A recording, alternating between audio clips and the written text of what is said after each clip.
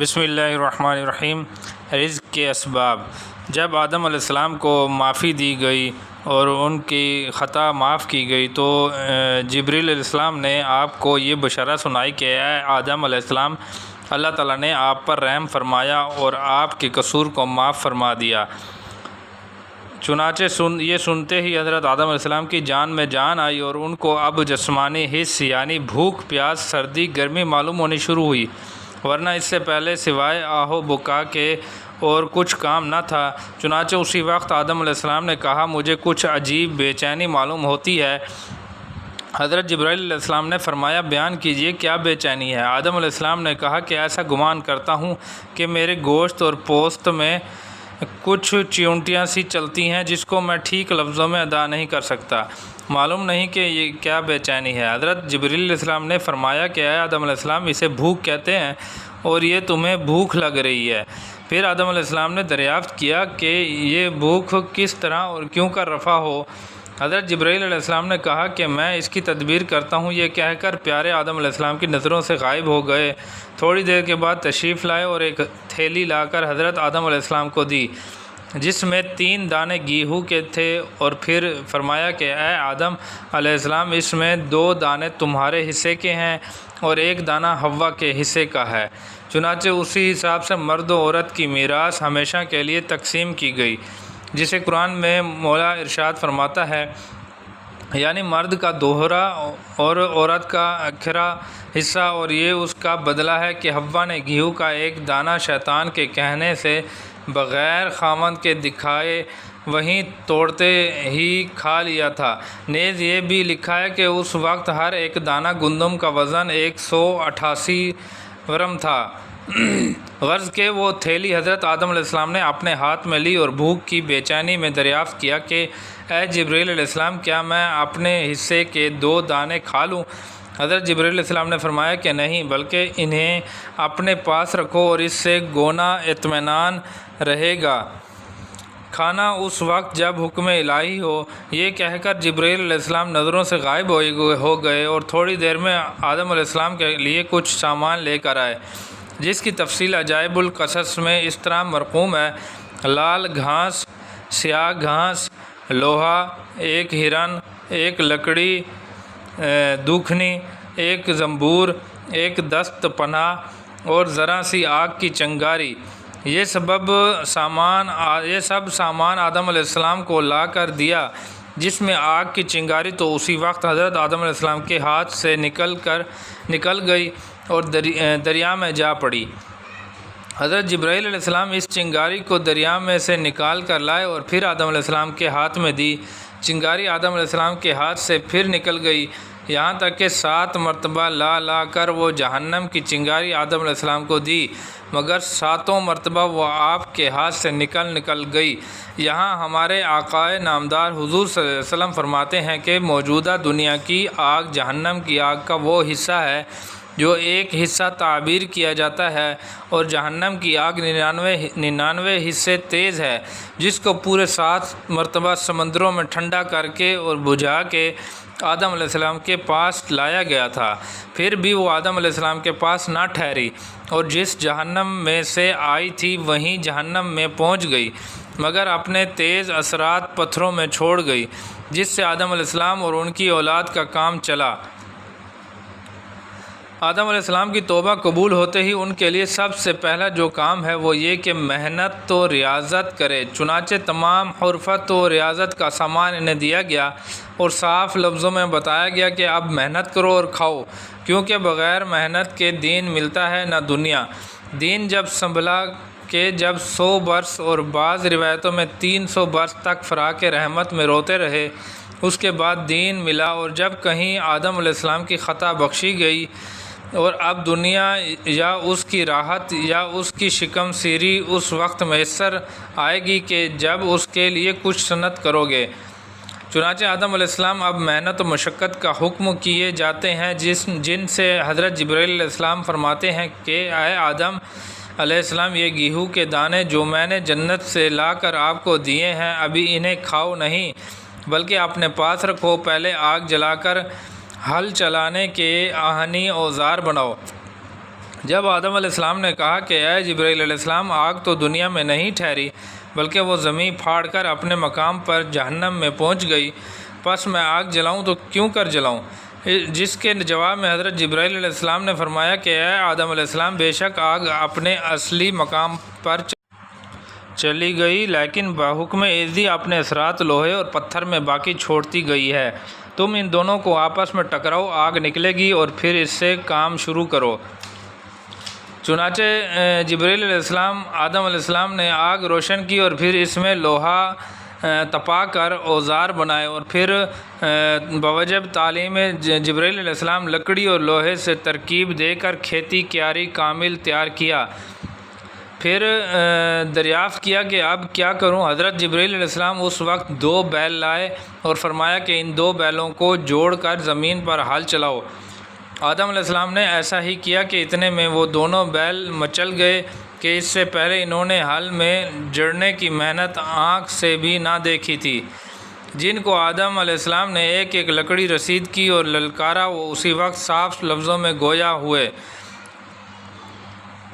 سنتے ہی بیلوں سے یہ حالت ہوئی، روتے روتے ہچکی بند گئی، یعنی کہ اس وقت بیل بولتے تھے۔ چنانچہ بہت کچھ تسلی و تشفی دیتے ہوئے آدم علیہ السلام کو ہوشیار کیا اور کہا کہ اللہ تعالیٰ فرماتا ہے کہ اے آدم علیہ السلام، ایک وہ دن تھا کہ ملائکہ تمہیں سجدہ کر رہے تھے، اور ایک یہ دن ہے کہ گائیں بیل تمہیں طعنے دیتے ہیں۔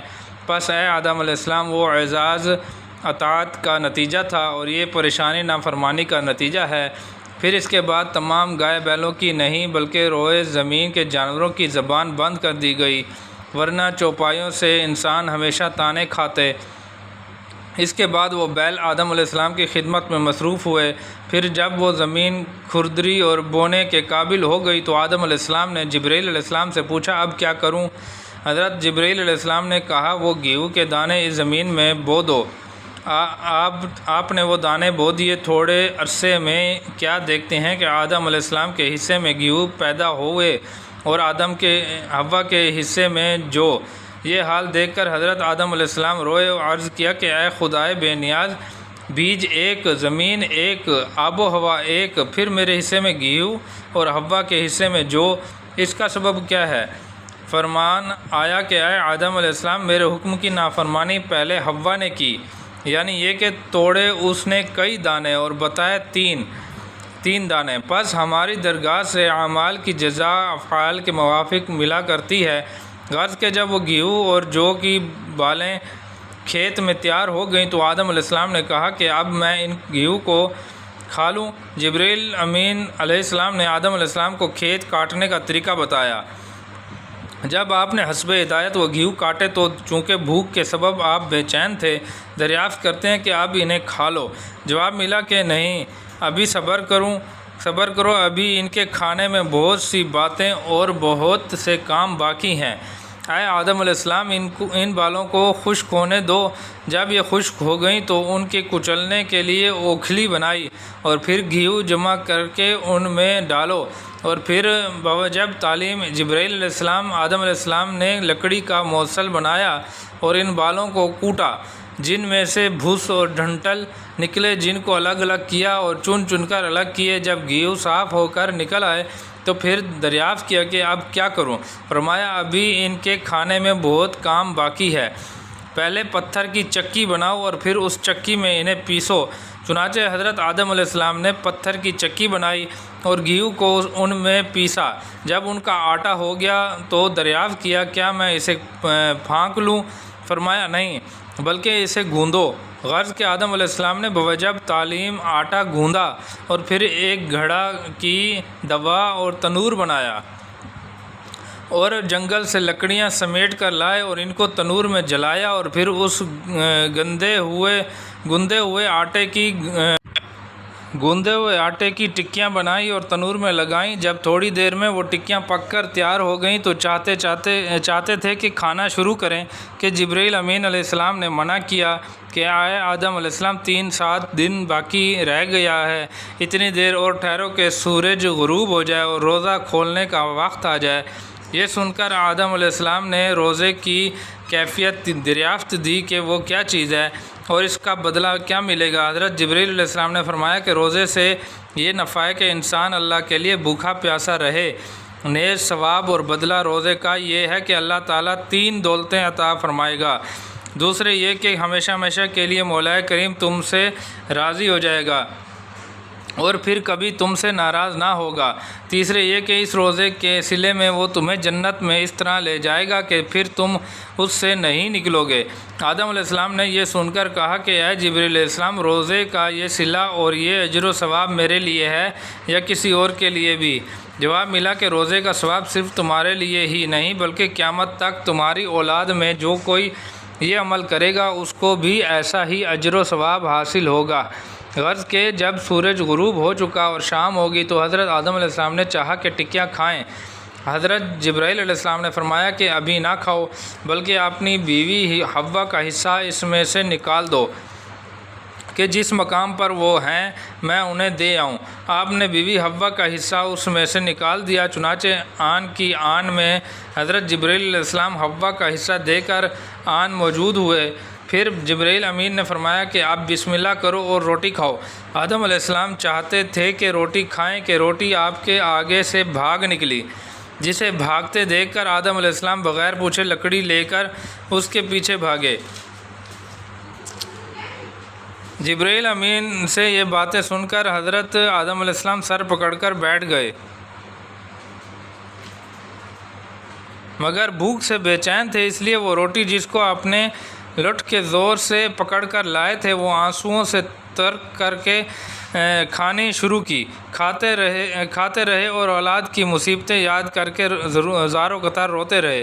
جب آپ روٹی کھا چکے تو اب پانی کی ضرورت ہوئی تو فرمایا کہ اے جبرائیل علیہ السلام، ایسا معلوم ہوتا ہے کہ یہ روٹی میری چھاتی پر رکھی ہوئی ہے اور کسی شے کی ضرورت ہے۔ حضرت جبرائیل علیہ السلام نے فرمایا کہ یہ پانی کی ضرورت ہے، پس اے آدم علیہ السلام اب تم کنواں کھودو اور پانی پیو۔ فرمایا کس طرح کھودوں اور کیا کروں؟ جبرائیل امین علیہ السلام نے اسی وقت زمین کھودنے کا اوزار لا کر دیا اور کہا کہ اس سے زمین کھودو۔ حضرت آدم علیہ السلام نے زمین کھودنی شروع کی۔ جب کسی قدر زمین کھد گئی تو اس میں سے پانی نکلا جو نہایت ٹھنڈا اور شیریں تھا۔ آپ نے جبرائیل علیہ السلام کے کہنے سے وہ پانی پیا۔ اب کہیں جا کر حضرت آدم علیہ السلام کو قرار آیا، پھر یہ بھی تھوڑی دیر کا تھا۔ ذرا وقفے کے بعد آدم علیہ السلام کہتے ہیں کہ اے جبرائیل علیہ السلام، میرے شکم میں کچھ تحریک و حرکت سی ہے، یہ کیا پیدا ہوئی؟ حضرت جبرائیل علیہ السلام نے متحیر ہو کر کہا اس کا مجھے علم نہیں کہ کیا بات پیدا ہوئی، میں حضور رب العزت میں عرض کرتا ہوں یہ باتیں ہو ہی رہی تھی کہ اللہ تعالیٰ نے ایک دوسرے فرشتے کو بھیجا جس نے آ کر حضرت آدم علیہ السلام کی دونوں ٹانگوں کے درمیان مسح کیا، جس سے پیارے آدم علیہ السلام کی وہ شکمی تکلیف رفع ہو گئی، مگر ساتھ ہی اس کے آپ کے دماغ میں ایسی بدبو آئی جس سے آپ بھننا اٹھے اور اپنی حالت پر اس قدر رونا شروع کیا کہ آنسوؤں کی نہریں جاری ہو گئیں۔ عجائب القصص میں مرقوم ہے کہ صرف اس بدبو کے صدمے اور غم میں حضرت آدم علیہ السلام پورے 70 سال تک روتے رہے۔